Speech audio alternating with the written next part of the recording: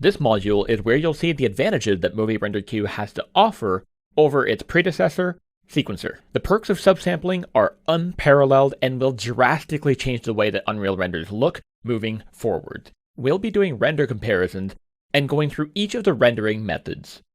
This here is a game changer and will completely change the way that Unreal is used in the future. So before we get started, the first thing we need to do is establish a shot. We need to get a camera into our sequencer, animate that camera so that we have a shot to work with and a shot to render. So in order to do that, we're going to go to the Cinematic tab up top, click on this, and if you don't already have a sequence, go ahead and add a level sequence, save that file wherever you want, and then you should have your sequencer file open right here at the bottom. This is going to be our first shot. So now that we've established our first shot, we're now ready to open up the Movie Render Queue settings and delve into the settings that make the Movie Render Queue so darn powerful. So in order to open the Movie Render Queue settings, if you're using Unreal 4.27, you can click on the Render Setting button right here, and this will open the Movie Render Queue. Alternatively, if you're using 426 or earlier, click on the Window button, Cinematics, Movie Render Queue. Now you'll see our sequence has already been added. If you don't see your sequence here under the Job tab, just click on the plus render button and add your sequence of choice. And now in the Settings button right here, we're going to add the Anti-Aliasing tab right here. So by clicking on the Anti-Aliasing tab here, you're going to see we have our Anti-Aliasing render settings. The three we're going to take a look at right now are the top three here: Spatial Sample Count, Temporal Sample Count, and Override Anti-Aliasing. So the first thing we're going to do is we're just going to leave it at default settings. We're going to leave everything by default because the results you're going to get with the default Movie Render Queue settings are exactly the same as you would get with the legacy sequencer renderer. Now the last thing we need to do before we start rendering is by clicking on the Output tab here. This is where you're going to control things like your output directory, where you want your renders to be saved, the file name format, your resolution, along with some other settings such as custom playback range. So if you only want to render between frame 10 and 20, for example, that's how you would do it. Otherwise, if you leave it at default, it will render your entire sequence. I'm going to make sure to set my output directory in a folder that clearly identifies what my settings are going to be. So in this case, I call the folder mrq_default settings 001. That way there will be no confusion when it comes to time to compare those renders. I'm going to also add default settings in the file name format here. So default settings, and that way each frame will be named this way correctly. I'm going to leave the resolution at 1920 by 1080, hit the accept button, and now, once you've done all that, I'm going to click on Render Local. Once you have, you'll see a new window pop up. This is the render preview window, and you'll see the frame that are being rendered, your percentage, and the elapsed time. You'll see that was pretty fast. Now before we go check our renders, we're going to render out a different version with different settings. So what we're going to try now is the spatial sample count right here. I'm going to set this to 32. And then the last thing you need to do is to override the anti-aliasing setting. We're going to click on this and leave it at none.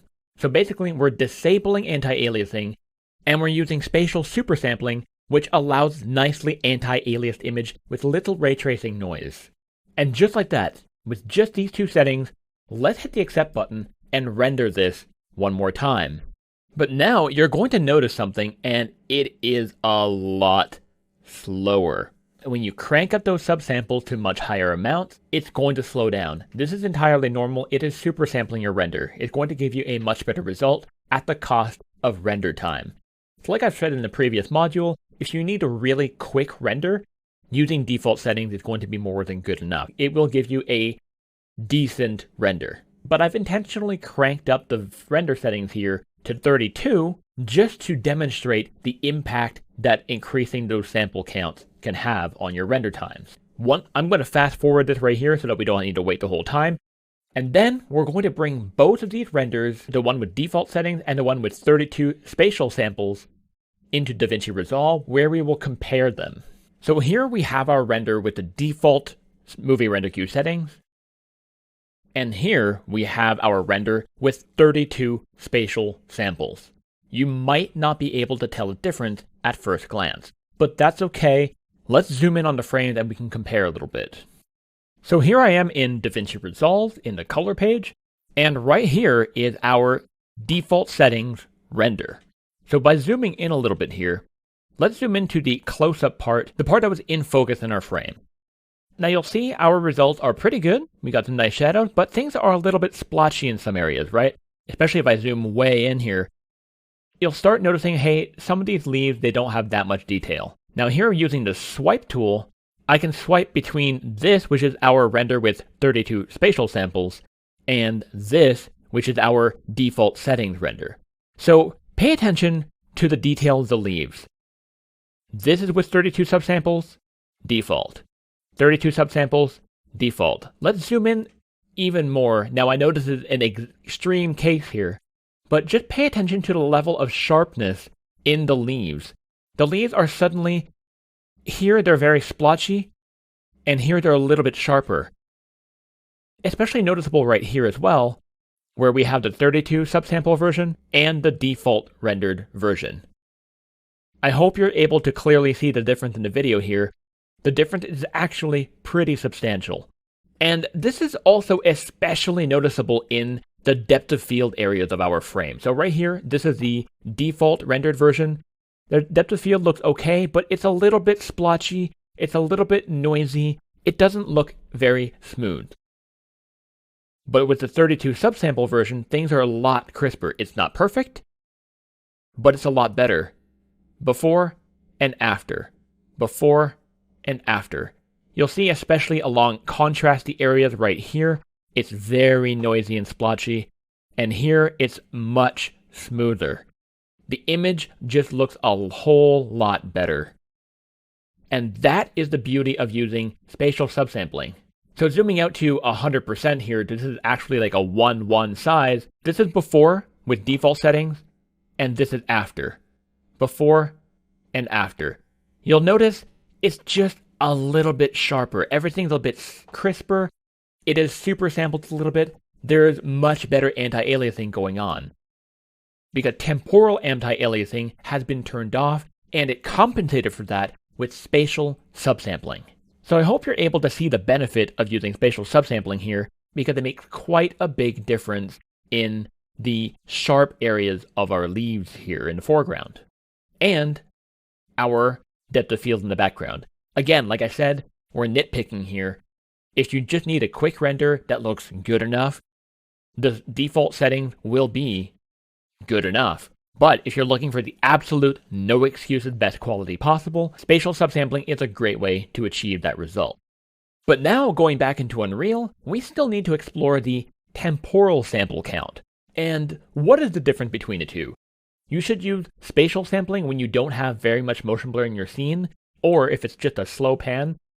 I recommend using spatial sample counts in this case, because it will result in a much sharper image like we saw in the render comparison earlier.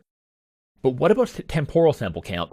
When should you use temporal samples? Temporal samples should be used when you have a scene that has a lot of motion blur, a fast-moving camera, fast-moving objects, character animation, that sort of thing. This is going to result in substantially better motion blur quality. So let's give this a try. So before we actually tweak these settings, I'm going to close this and close the movie render queue, and we're going to add a character that is animated so that we can visualize the motion blur a little bit better. So in order to do that, I'm going to use the default Unreal Mannequin here, and I'm going to scale him down just a little bit just so he's more in our frame, and I'm just going to place him in my scene like this, and I'm going to add it to my sequencer by selecting him in my outliner and adding him right here. Going to the first frame, I'm going to click on the animation button here and add third person run, which is an animation that comes with some of the Unreal starter content. And you'll see we have a new square showing up right here at the bottom. I'm going to extend the length here. You don't need to follow along and do this here. This is not an animation course. The only reason I'm adding our mannequin into our scene here is so that we can more clearly demonstrate the effects of temporal samples on motion blur. So now, if I press the play button, you'll see our mannequin is running in our scene. So opening our movie render queue settings again, clicking on the settings here, and in the anti-aliasing tab, we're going to reset the spatial samples to 1, and I'm going to set this temporal sample counts to 32. Make sure that override anti-aliasing is on and anti-aliasing method set to none. So once you've done that, we can go to the output tab, make sure you name your files correctly so that you can easily identify them, hit the accept button, and render local. And now you'll see that we have the subsamples amount climbing, and you'll notice it is still a very slow process. It is much slower than rendering with no spatial samples at all, but pay attention to the difference here. Now our character almost looks like it is moving in slow motion in between each frame. This is by design. This is exactly what temporal samples do. It slices the frame into corresponding time slices, giving you much smoother motion blur. Once we've rendered this, we're going to render, again, a version of this render with default settings, so no spatial or temporal samples with the animation, so that we can accurately compare the two versions. This is important. The reason I'm doing this is to really demonstrate and show you the benefits of subsampling. Yes, it is much more time consuming, but in many cases it is worth the wait. And now we're going to render a version with default settings, with the animation in it, and revert these settings here. In Output tab, I define the file name so that we don't get mixed up, hit the accept button, and render local one more time. And you'll see this one is much faster. There's no question that default settings will render much more quickly. Here we have our render with the default settings. You'll see it's not too bad again. Looks pretty good. And here we have our render with the temporal samples cranked up to 32.